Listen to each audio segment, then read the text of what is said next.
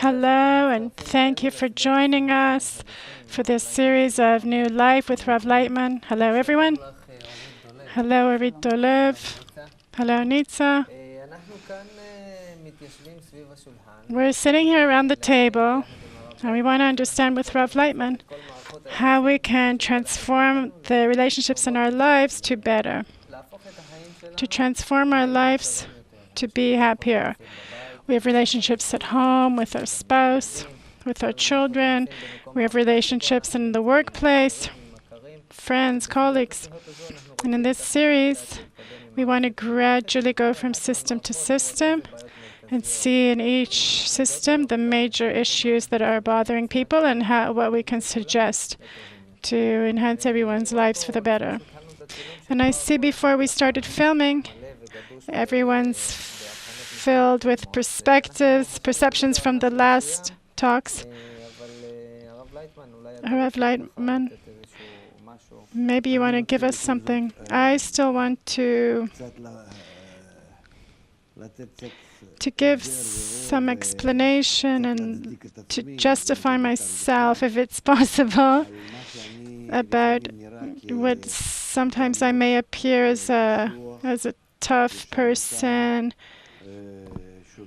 chauvinist, traditional thinking, anti-something. I might appear very that I don't understand people, but I'm not talking about understanding and these standards in society today. I'm attempting to say who we are from the side of nature, from the point of nature. So it may appear that it's too difficult to accept that from nature's perspective, that we have to appear as we are in nature. So lovebirds aren't really lovebirds. And everything we see in nature is closer to us, according to our inner nature. Whatever way you look at it, psychologists, it's not for nothing that we're in this huge crisis in understanding people, the building of the family, education, parents and child education. Maybe it's because we really don't want to see these things in the true way. We're always coloring it in some colors, and this lie is coming back as a boomerang.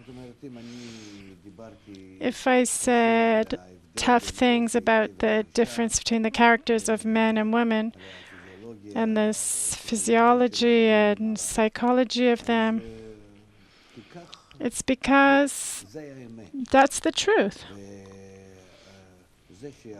The fact that a person in our time suddenly doesn't want to be considerate of nature, it's his problem. In every place he doesn't want to take nature into consideration. He gets such a response from nature. He suffers from it, and we don't even know if we're going to be able to get out of it, and if we can continue living with everything we're doing with nature. The fact that we think we're the bosses and we're allowed everything and we can do everything. We're in a state where truly no one is happy in their family.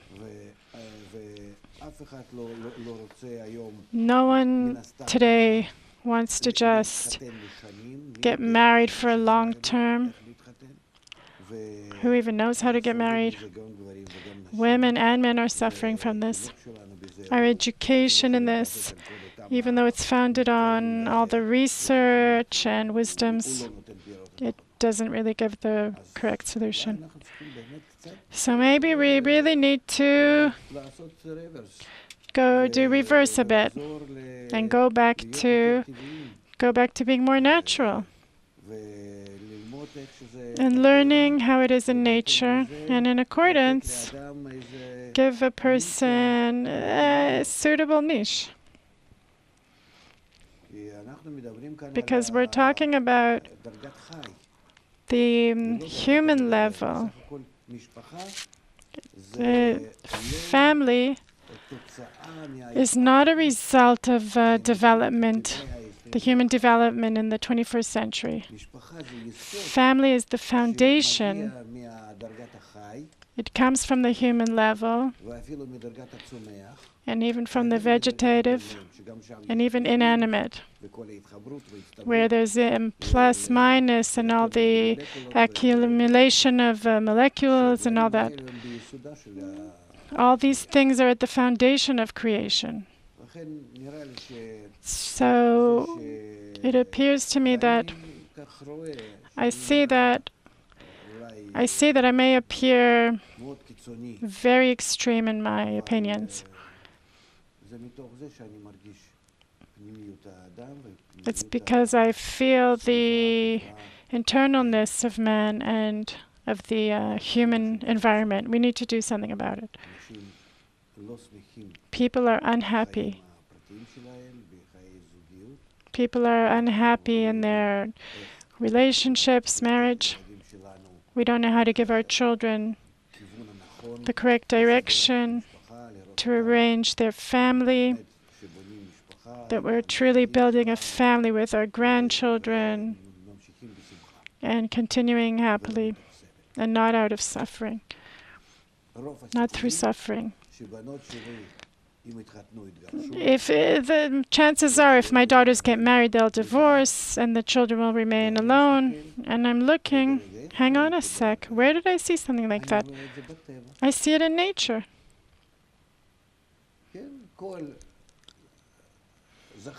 Every male comes to the female. He helps with giving birth and leaves her. And the same thing with us. So we're like, it's like we went back to our natural state. In nature, when we're talking about herds of wolves, it's true, there's a male that's in control, and he's the one that gets everyone pregnant.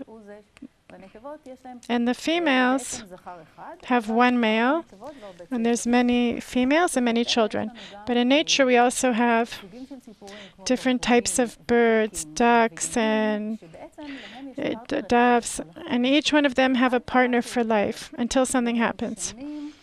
And for years, they go back to the same place, to the same nest, and that's where they multiply.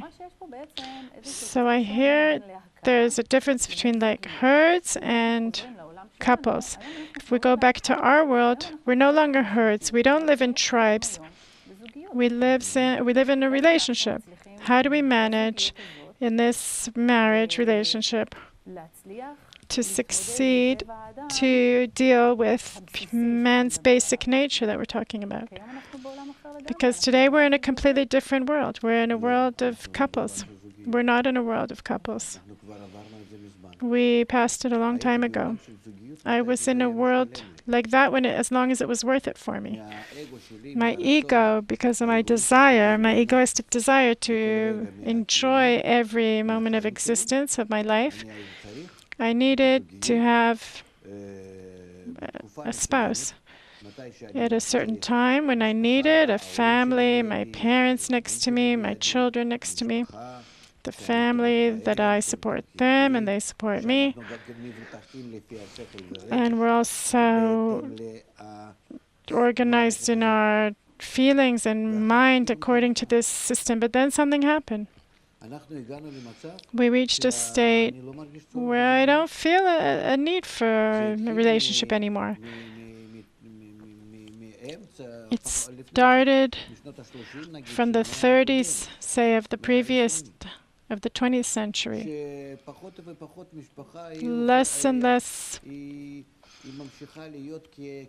family is more like a nest. My house is my castle. There's no such thing. I don't need it. I don't really need a family. I have a pension, I have insurance, I have Medicare, I have old people's home. Children look after me. The wife, I don't know where she is. With all her friends, maybe. Apart from that, she goes to work. Without her working, we can't even manage. Life has become the life that we have built has cut the family up into pieces, torn the family apart. Children go to school and college. They're not even at home. I just have to worry about giving them money for all kinds of things, all kinds of activities and all kinds of extra studies. That's it. And with the women I meet, my wife, in the morning, when we send the kids off to kindergarten and everything, and who's taking who. In the morning, it's just who's taking who's escaping first to their workplace. And in the evening, if I can, I help with something. I help her to fill the washing machine or whatever. It's all just, it's not family. I don't feel warmth at home. I come home when the wife comes home. I don't receive at home something that like they were waiting for me.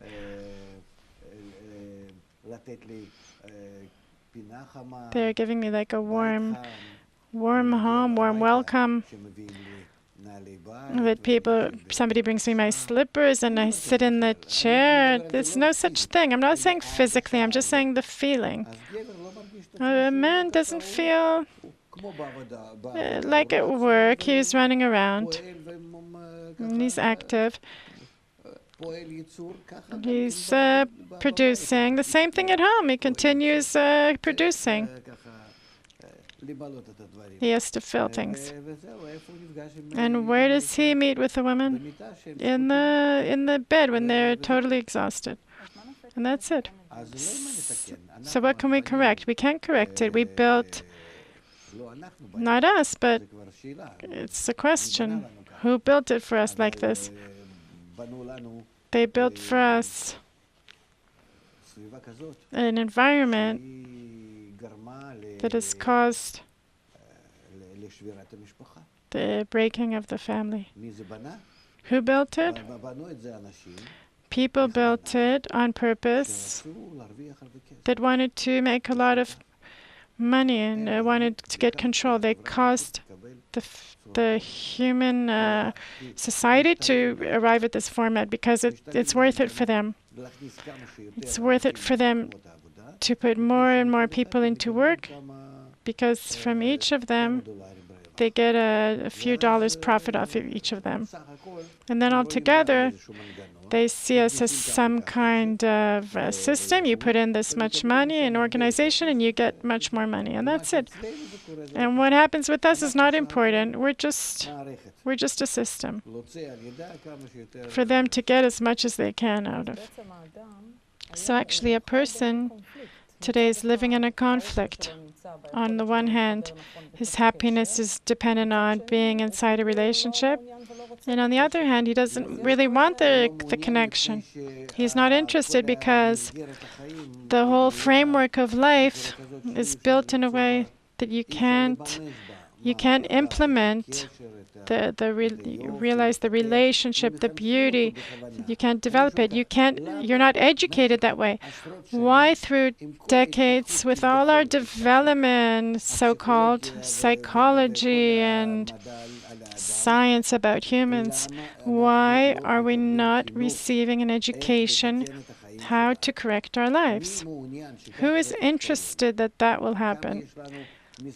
How many? We have the Ministry of Education, Ministry of Health. Altogether, the person is the center of our reality. We want the person to be happy. Everything's built opposite. Where's this good person that's happy? According to statistics, everyone's depressed, everyone's upset. Everyone's going to psychologists. Everyone needs medication. All the kids are on Ritalin. That's the situation.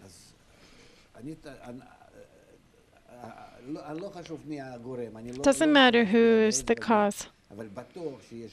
But for sure, there's our ego. egoistic people controlling us. But at the end of the day, we're in a framework, in an environment that we're a result of. And it's not like we can come to someone, an average person, and start blaming him that you have to behave differently. He's a result of what he is. That's how he was educated. That's how they put him in a framework, and he sees examples from all kinds of places, and that's how he behaves. So today we're slightly more aware. We understand the nature of man and that our state is really in a bad state, and we have lots of pain, heartache, and people living in hard conditions. I told you that 2 talks ago. Why don't you, the psychologists, get up and make an association of psychologists, like they have in some countries, and demand a change in society? So what are you doing? You're doing what's worth it for you, to work quietly, to make a living off of everybody's sufferings, and go on. You can just say that you're suffering with people. You're not suffering. People are suffering and you're having fun. You're enjoying it. You're profiting from it. I'm sorry, but that's... Okay, we're getting a bit off track. We're not trying to correct the psychologist. We're coming from the individual who's just suffering. He's suffering from all these things. The result is that we have people suffering. In this project, we're trying to talk from there. I just want to restore focus and not the big people. So what's the question? We decided, I wanted to summarize everything. Without a new education system where we educate the person, where we build correct educator systems, the connection between them, the correct connection, without that we won't reach any good result. The question is if we, in this project, in this show, if we can cause a person, while he's watching, while he's reading the book, to go through an educational process on his own. Is that the goal? Yes, it's possible. So that's where we're directing this. Let's take this place. It's clear that there's lots of people suffering, and they need and desire a solution in their daily life.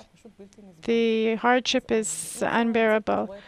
So let's take advantage of this opportunity to build a person correctly. That's what we want to achieve. Let's go to a subject you spoke of. You spoke about compromise. When we spoke amongst ourselves, we said it's very important to explain every word what it means, because in compromise, people can give it all kinds of explanations of their own and take it to the wrong places. For example, many women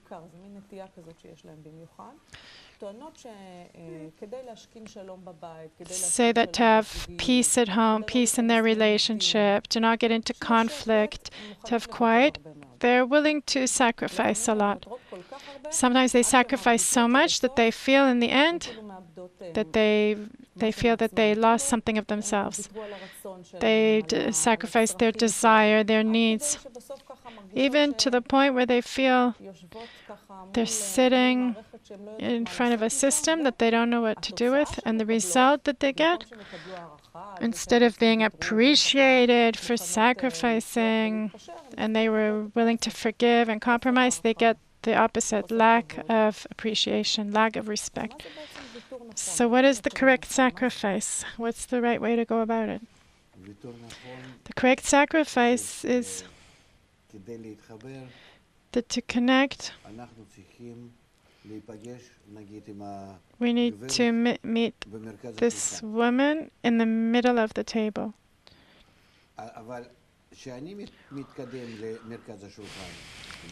When I go towards the middle of the table and she goes towards the middle and she goes toward and I go toward, and we're sacrificing what we are now to reach the center where we'll be connected. Each time I go toward connecting with her, I'm giving up more of myself. I went towards the center, I moved away from myself. I moved forward and I moved away from myself. And suddenly in the middle I look back, I turn around and I see how much I have to pay to connect with her. And she's doing the same thing.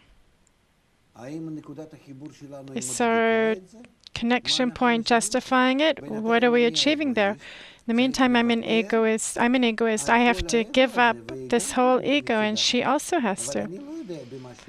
But I don't know what she's giving up. I know what I'm giving up. And I'm looking, and it looks like just I'm giving up, and she's not doing anything. You can't feel it. I feel that I just have to give more and more and more, cut out of myself from my flesh.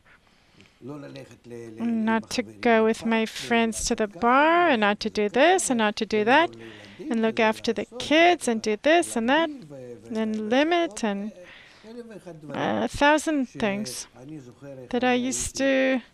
I remember how when I was a kid next to my mother, it wasn't like that.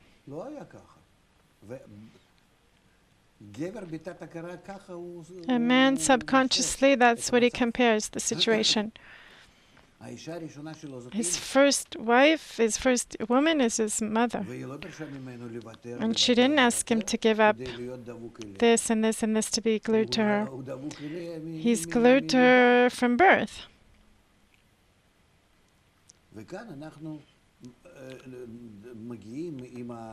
And here I come with my partner. We're hardly advancing. How can we arrive at it? Each of us, the more he comes into agreement with the other, the more he's giving up. You understand the picture is clear. And then, if the conditions are somehow supporting this, if it's worth it for us, we have something huge in common that we'll lose out otherwise. A house, money, convenience. If we don't have this, we won't have the other. There's conditions, there's problems. Otherwise, there'll be problems. Okay, we'll put up with it. But we're in an environment, in an atmosphere, with technology and everything, we're actually, what do I need her so much for? We build life in such a way that everyone comes and sees what they have. It's not just that rich people were once dependent on each other. The poor people, they had a piece of land. Where are you going to go? You have a few dunams and a house, and that's nothing else in life. Where you're going to leave it? She's going to leave it? The kids? There were things that obligated, conditions that obligated us. Today there's nothing. Rent. You go rent something else, and that's it. You're not at home anymore. Everyone has a separate bank account. Not everyone's bringing a salary. I bring 1,000, she brings 1,000. I hear it from a lot of families. This I don't understand. I bought something out of my own money, something for myself. I hear from women. What do you mean from your money? I don't get it. Until today, when I get my salary, it goes into the bank account. I don't even know the number of the account. I have no connection. I don't have a card. I don't have a credit card. Nothing. My wife has everything. What do I need it for? That's how it is until today. Even when I had a huge company and everything, I never touch the money.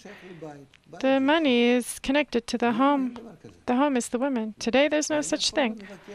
And I never check how much she spent on this or that. It's none of my business. That's why I was educated. There's no such thing. You get married and you don't get divorced. This is how I was taught.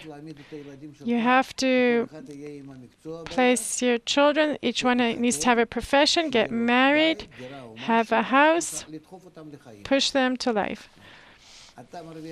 You get money, you don't see it. It belongs to the family.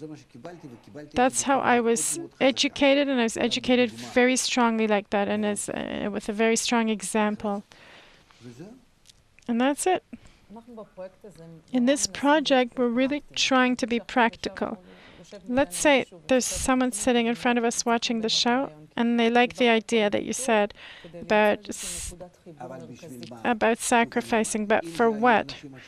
If it's rich people or royalty or something, aristocrats with the social pressure, or poor people that have a piece of ground, there was something that it was worth it for a person to move away from himself, to sacrifice, to live in a relationship. But nowadays, I don't have a reason why to do it. What am I getting out of canceling myself? So the people are missing a goal, is social support, obligations, necessary things for our relationship. We get married, I can do it, but the next day I get divorced because there's nothing obligating, holding us. There's no support from society. I remember times when I was young that in order to get divorced, it was a huge procedure. You had to even put an ad, take an ad out in the paper that you're getting divorced. It was very put people off. Today it's not like that. Today it's simple. But let's say that our goal of people watching, he understands that he's having a hard time on a daily basis. He wants to sacrifice not because he wants to, but because he's suffering in his relationship. And now he hears from you that there's such a thing, that you sacrifice to get to a point of connection. That's interesting. But I don't understand, how am I going to realize it?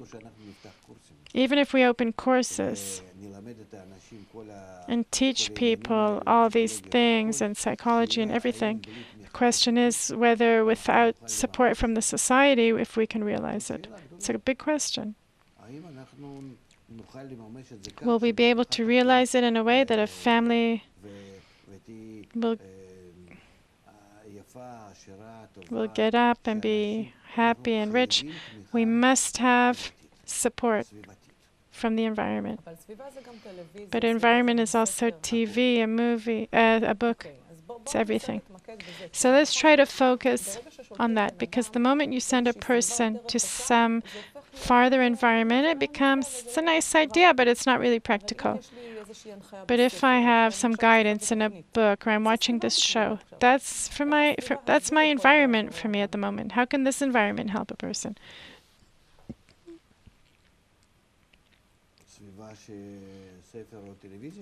The environment is the TV or the book. The fact that he's watching us is one thing. It's like watching a course. But we're not an environment. An environment is the opinion, public opinion, the world opinion. That's the problem. That if there's no external support, a person is an animal of nature. He's nurtured from it. He won't be able to hold on to it. He can have 1,000 courses, and he can go out into the street and get brainwashed from the street. The environment controls him. Therefore, it's good if we do courses and round tables and discussions. That's good. And gradually, there's a chance that gradually through that we will reach a state where people will want to change their environment, the media, all those things, that they'll begin to work differently. But I'm saying still, not that there's not anything to do, but you have to understand that our goal, by reaching the individual and bringing him courses, and we go all the way across to a very wide audience. So from this wide level, we'll be able to change the public opinion. The public of the media will get support from them, a new kind of way they relate to us. And only then we'll be able to deal with the man and be sure, be confident that he'll be able to hold on. So you're saying we have to work at two levels. From the bottom, the individual, and from the social, from external inward. So let's conclude that it's two levels. Here in this project, we're not talking about the social level. We know it's absolutely necessary and it's very important. It's clear. But in this project, we want to focus on the individual level. So on the individual level, we have to organize them in groups. So at least they'll have support from environment of a group. Like say 20 people who come to a group, and there to begin working with them in building a person. So let's take a specific principle. Let's say we want to teach them sacrifice. You've given us a basic picture that there's a point in the center, and everyone has to take a step and another step and another step. And the problem with each step is that he's moving away from his beginning conditions. I say at the beginning, I demand this. And I have a list, 100%. She says, I'm demanding this, and she has a list, 100%. And now we start advancing. The more we advance one towards the other, our list, we see it's suddenly getting erased until I get to her. I don't know what I have left. A cup of coffee once a week she'll give me, and I don't know what. And that's it. Out of the whole, all the convenience and good and beauty that I had, that I used to think that I would get out of her service. Our mutuality, our relationship. Is that where we're directing couples? But I'm saying that's the system. I don't get it. I didn't say it clearly enough. The scene is clear, but is that where we want to bring the couple? That we want them to come to the center? Otherwise you won't connect them. Otherwise you won't connect them. We're talking about two people that are egoistic. They each have demands, they each have internal understandings, what's convenient, and how much each one has to serve the other. Even though I love her and I want to give her, it's called her serving me. She is the object that I want to give her the whole world, and I'm enjoying that. In a reverse way, but still. I don't get it. No, really, it's interesting. What you just said, that even though I'm willing to give up everything and give her everything, I want to bring her the whole world to her feet. What do? I enjoy that I'm bringing her the whole world.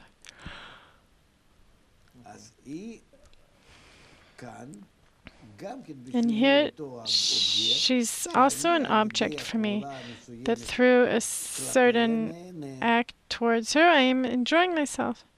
I'm getting pleasure. Why do I bring her the whole world to her feet?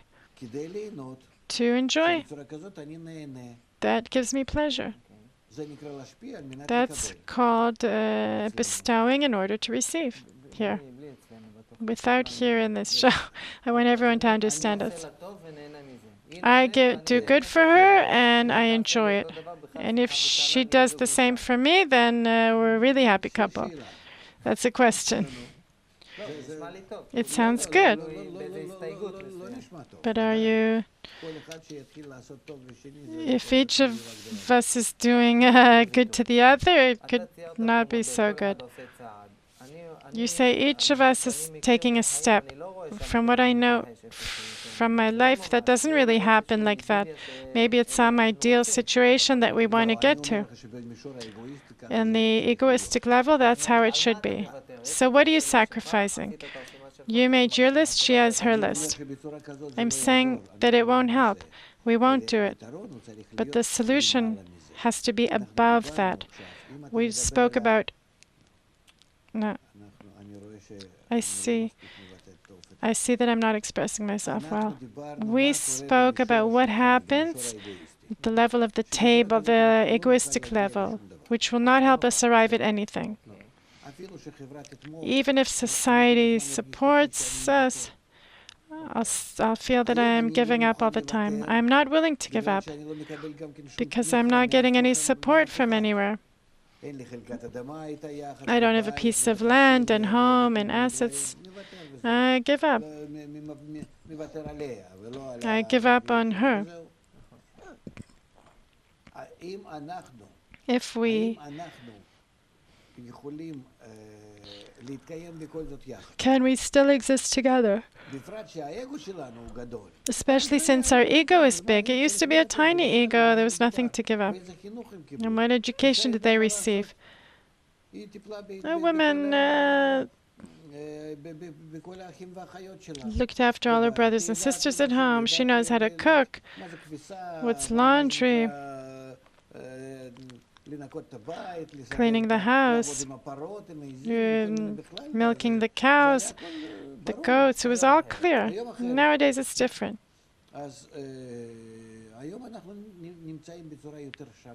Now we're more equal. And then it appears that we both need to give us strength. So we won't be able to hold a family in this way unless the whole shattering of the family is coming to a state where it won't be corrected until we go to a couple and show them that there is value, a higher value than holding the family and then being together. Today, you don't have any way to attract them to be together. There's no real reason. A person is attracted to being in their own room, in their own apartment, a studio apartment. I don't need anything else. That's it. What do I need? We see it on our kids. In a natural way, they move away from the family. In the old days, the whole family used to live in one room, even with the grandparents, the mother, the father. Today, there's no such thing that in one room there's more than one person living. Everyone has their own room. How many rooms do you have? 4. Why 4? One for the son, one for the daughter, one for the big son, the little daughter.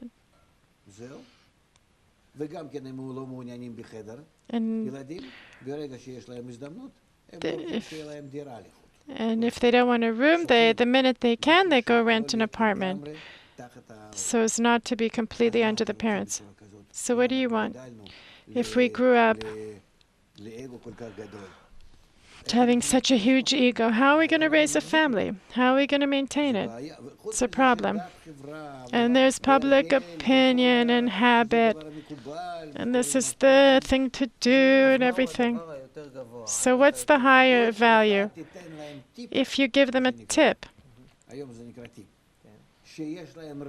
that they have profit for men and women only under the condition that they maintain the family framework. What profit? Let's think together. Otherwise, why should they? That's exactly the essence of the project. How do we acquire it? What is it and how do we reach it? What can a person's profit be? That he has everything? He earns money and everything, lives alone, he has a car and everything, goes to hang out with his friends. If he needs a wife, he takes a woman for a while. What obligates him to live a different life? He has insurance, he has doctors, he doesn't need anything. You're talking about like a bachelor. I wouldn't even go to a bachelor. I'll go to someone who's married and he's stuck in a marriage. You want to make it easier for me. Explaining to a bachelor is, he says, I want the biggest problem. What can obligate a person? Maybe make a law that you have to get married.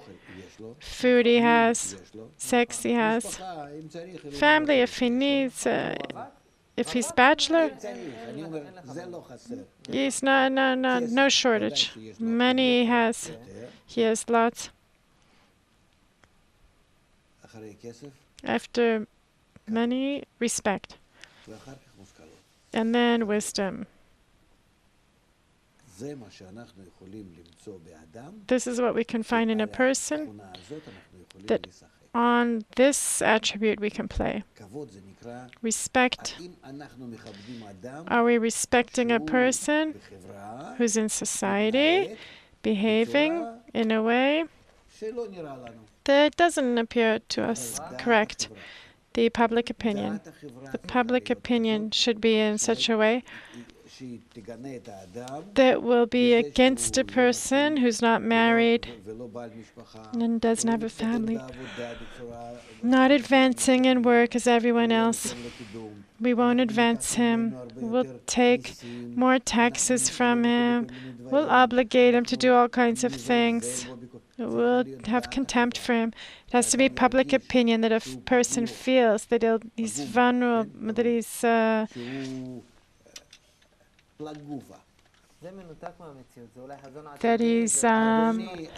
flawed.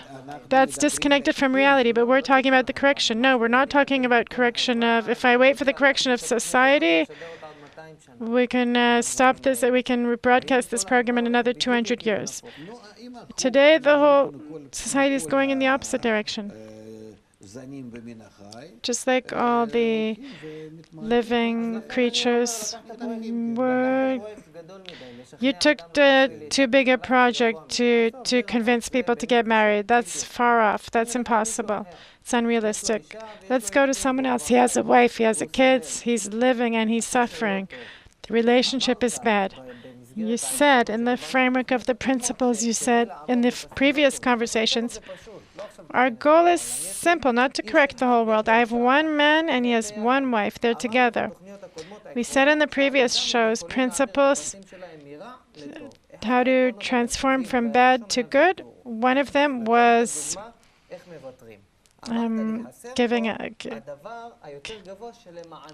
you said we're missing something, the higher thing that we have to in order to give something up.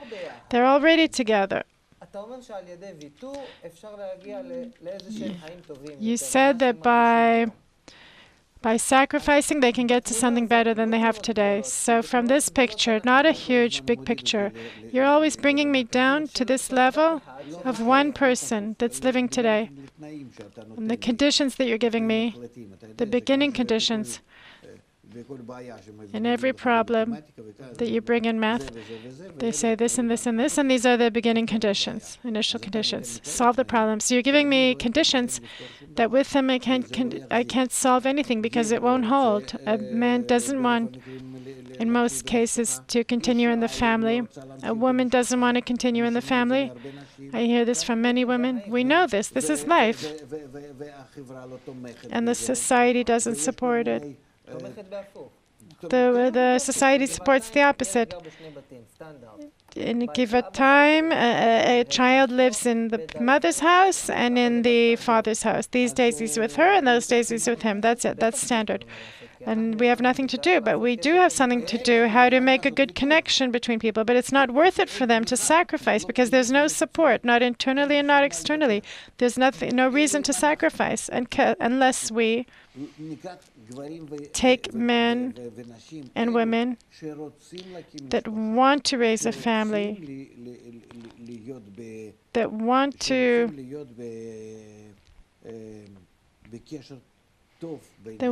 have a good connection between them, that are inclined to be in a family. They're already in a family. That's not important, that they're already in a family, that they want to continue. They want to continue. That's something else. I'm giving you a situation. A married man and woman, they want to continue, but they don't know how. They don't know how. They want advice. If they want to continue, we need to teach them how to enjoy sacrificing for each other. That's exactly what we want to do today. Take the principle of sacrifice, and that's the foundation for this process of rehabilitation. So how do we sacrifice correctly? What should we sacrifice? What shouldn't we sacrifice? How do we go to this list? How do we take this first step? How does she take the first step? Lead us. We want to do it. We want to be rehabilitated. We're not all of humanity. We're two people that want to learn how to implement this principle of sacrifice. Where do we start? We're talking about a married couple with children. They have kids. 3 kids. A couple with kids.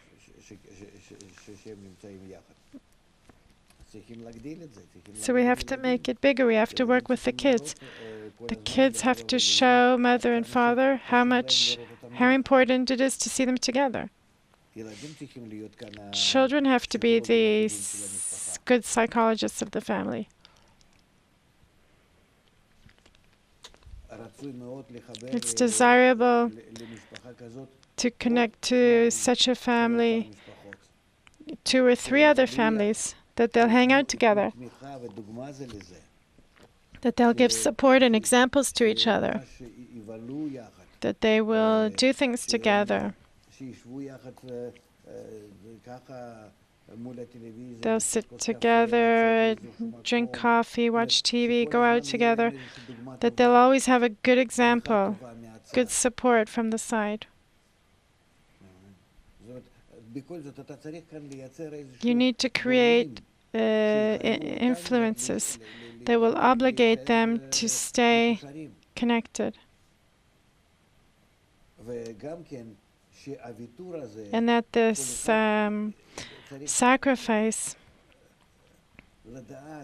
each one has to know what he's sacrificing in exchange for what. What's the profit? And that the profit he'll see in the children, in serving. You here are always talking about 2 egoistic beings that are using their ego with their character, with their growing character, with society that's influencing in the most negative way possible. We have to choose causes, influencers, other couples that will give them the good example. It might be obligation. Like obligation. What kind of obligation? Obligation that it's hard to disconnect between us. It's hard for us to break the connection. Let's say me and her have a business.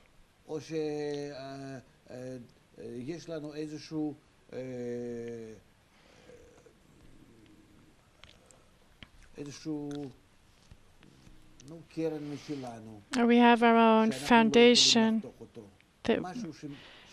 something that we can't cut off, like we used to have land,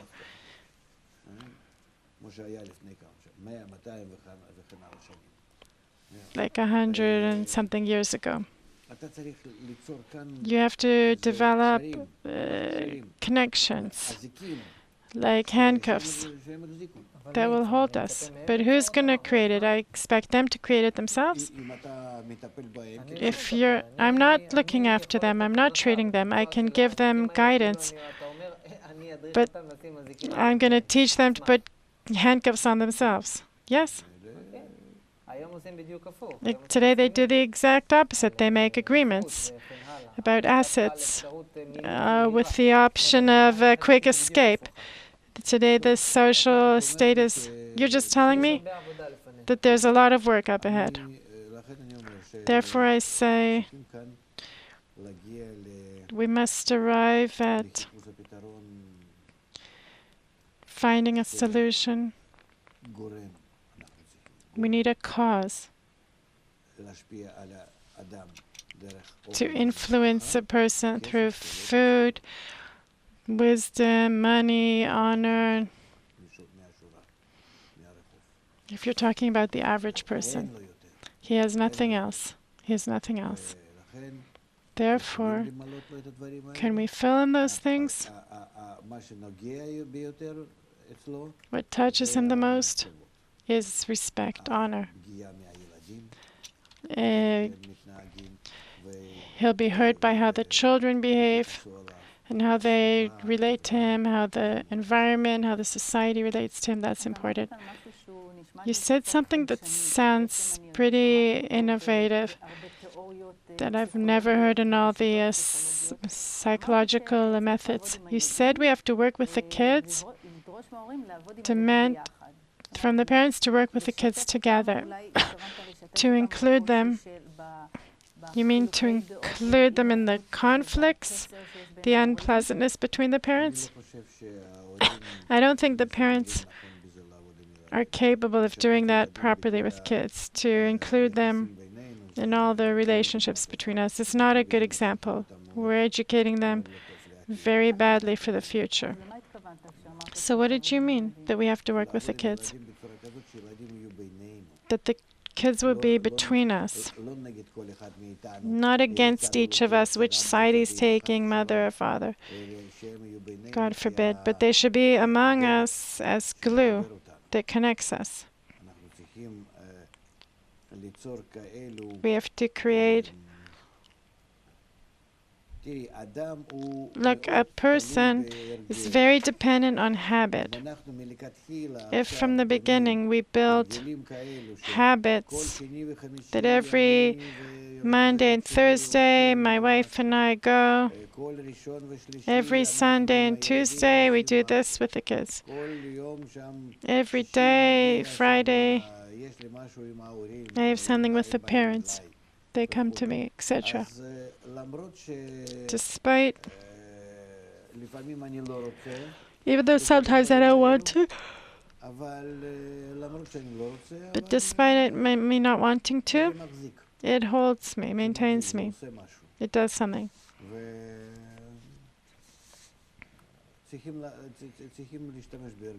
We have to use habit. But I don't think we shouldn't bring the kids into all our conflicts. We're causing them a habit, and it'll come to them in their life. I know some families that truly have like glue that you're talking about, and it's not clear what it is. They live together in a very bad way. And the kids feel it and experience it. And they still go on trips and on weekends. And they're still a family to a certain extent. But they bring the fight from the house to the car to the hotel. And they're still together. And I'm asking, why are they together and fighting? If they are together, going on vacation and all kinds of things with their kids and the whole family, don't they have enough brains that now, at least for one day, we're opening a fresh page and having a fun day? Why can't we do that? This psychology can help. I don't get it.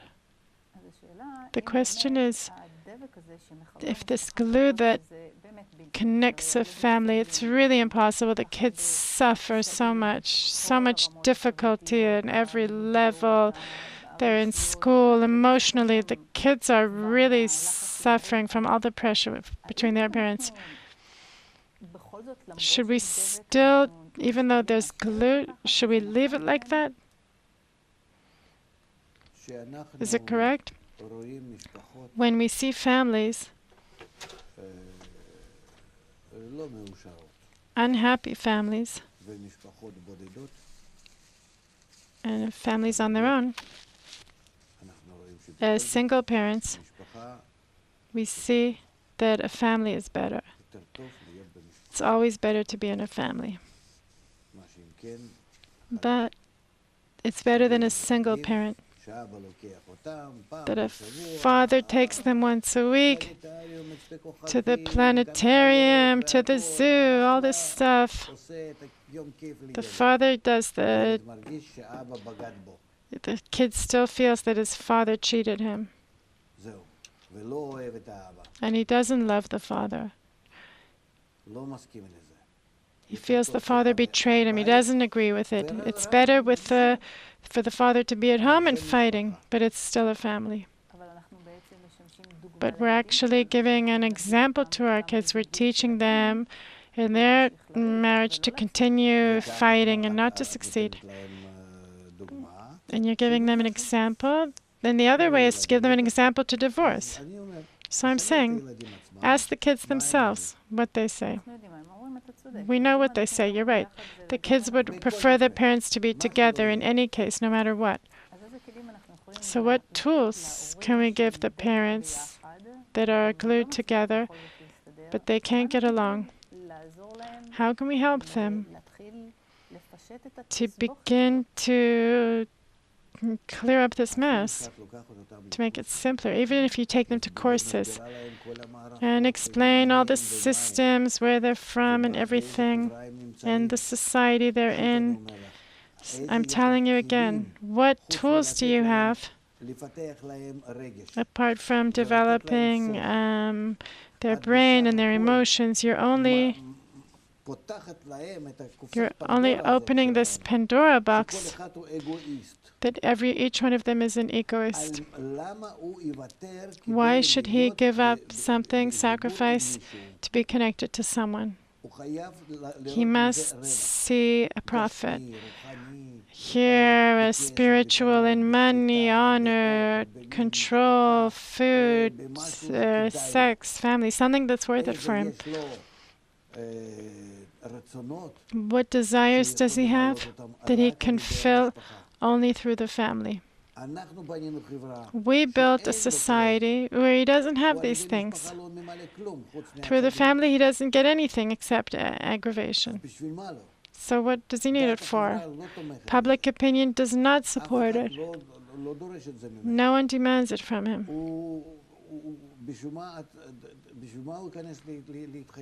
Why does he need such a commitment? In this way, we're continuing.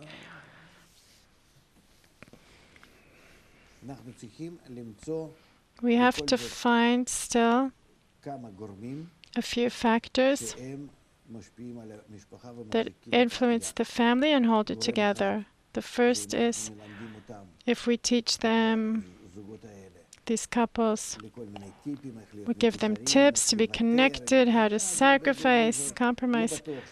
I'm not sure it'll hold very well.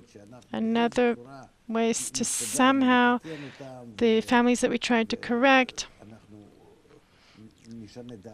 we will change the public opinion, and then the environment, the media, everyone will change the way they relate to the young couples and hold them together. Only social pressure, the public opinion. And with these words, we have to conclude. Thank you, Rav Laitman. Thank you, Orit Dolev. Thank you, Nitzan Mozos. Thank you for being with us. We'll continue in the next talks, and we wish you all the best, and goodbye.